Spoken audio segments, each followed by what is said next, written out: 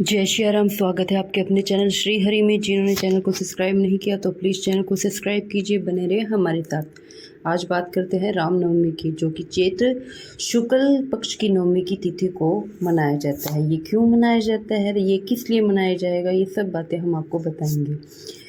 चैत्र शुक्ल की नवमी तिथि को पूर्ण वासु नक्षत्र तथा करक लगन में कौशल्या की कोख में पुरुषोत्तम भगवान श्री राम का जन्म हुआ था।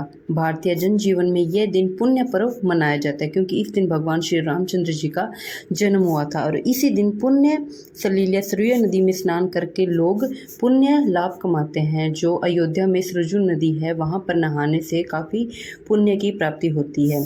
नवमी की रात्रि को रामचरितमानस का पाठ भी करना चाहिए तथा सुनना चाहिए। अगले दिन भगवान श्री राम का विधि पूजन करके ब्राह्मणों को भोजन तथा दान करना चाहिए। इस व्रत को करने से हम मर्यादा पुरुषोत्तम भगवान श्री राम के चरित्र के आदर्शों को अपनाना चाहिए। भगवान श्री राम के गुरु सेवा, जाति पाति का भेदभाव मिटाना, शरणागत की रक्षा, भ्राता प्रेम, मातृ पिता भक्ति, एक पत्नी व्रत, पवन सूत्र हनुमान तथा अंगद की स्वामी भक्ति, गिरधराज की कर्तव्य निष्ठा तथा केवट आदि के चरित्रों की महानता को अपनाना चाहिए। भगवान रामचंद्र जी के बारे में तो सबको ही पता है कि उन्होंने क्योंकि वो विष्णु के अवतार थे और उन्होंने मनुष्य का रूप धारण करके धरती पर जन्म लिया था। और उन्होंने बताया था कि मनुष्य को किस प्रकार से जीवन को जीना चाहिए, क्योंकि वो हमें बताने आए थे कि जीवन को किस तरह हमें जीना चाहिए, किस तरह हम अपने माता पिता, अपने भाई और अपने बंधुजनों के साथ कैसे व्यवहार करना चाहिए।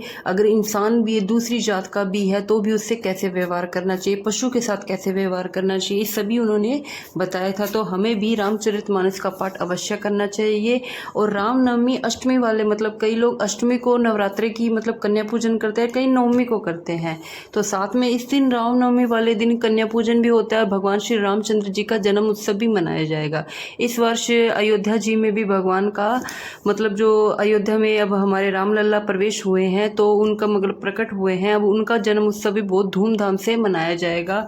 तो हो सके तो अयोध्या जी भी जाइए, अगर नहीं हो सकता तो कोई बात नहीं, घर पर बैठकर भी आप रामचंद्र जी के दर्शन कर सकते हैं टीवी पर। अगर और हो सके तो घर पर पूजा करनी चाहिए, राम जी के नाम का हमें व्रत करना चाहिए, हमें रामचरितमानस सुननी चाहिए। अगर आप नहीं पढ़ सकते तो कोई बात नहीं, आजकल यूट्यूब का ज़माना है, यूट्यूब पर आपको रामचरितमानस से सुनने को मिल जाएगी। जितना हो सके राम जी के भजन गाना चाहिए, राम जी की जितनी हो सके सेवा करनी चाहिए। वीडियो अच्छी लगी तो वीडियो को शेयर कीजिए, बने रहे हमारे साथ। जय श्री राम, राधे राधे, जय सीताराम।